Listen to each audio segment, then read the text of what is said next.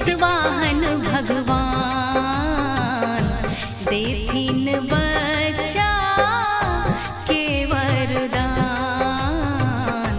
जुग जुग जीव थी सब संतान। एलै जितिया केर पावन हम पूजब विधि विधान।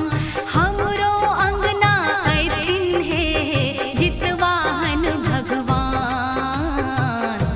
देथिन बच्चा के वरदान। जुग जुग जीवथि सब संतान।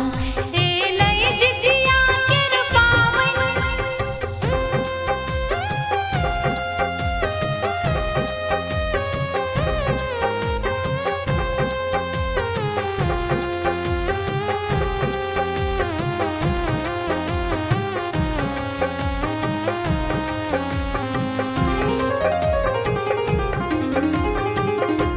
तेल खैर हुन कामन भावे।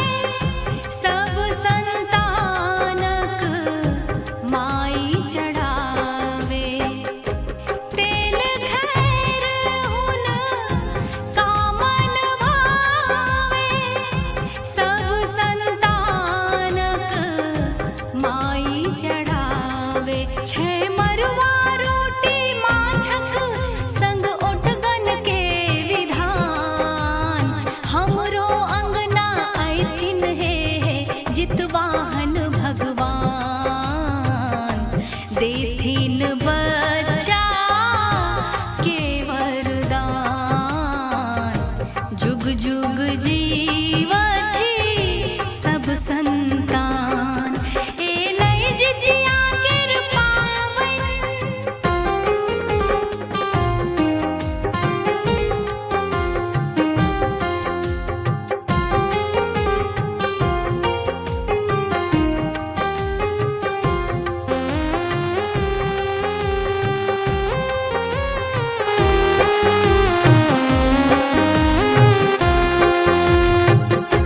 तीनू साँझ हम निर्जल रहबै। जितवाहन के सुमिरन करबै। तीनू साँझ हम निर्जल रहबै।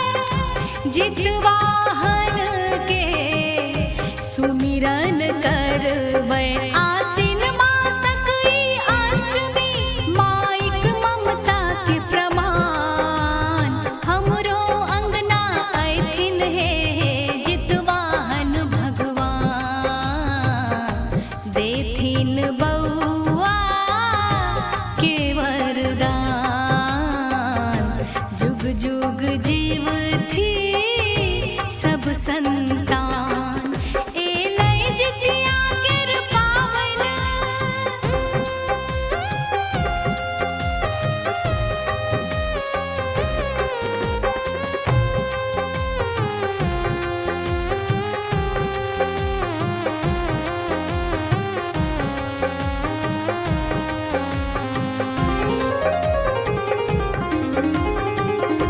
नौमी के हम पारन करबै।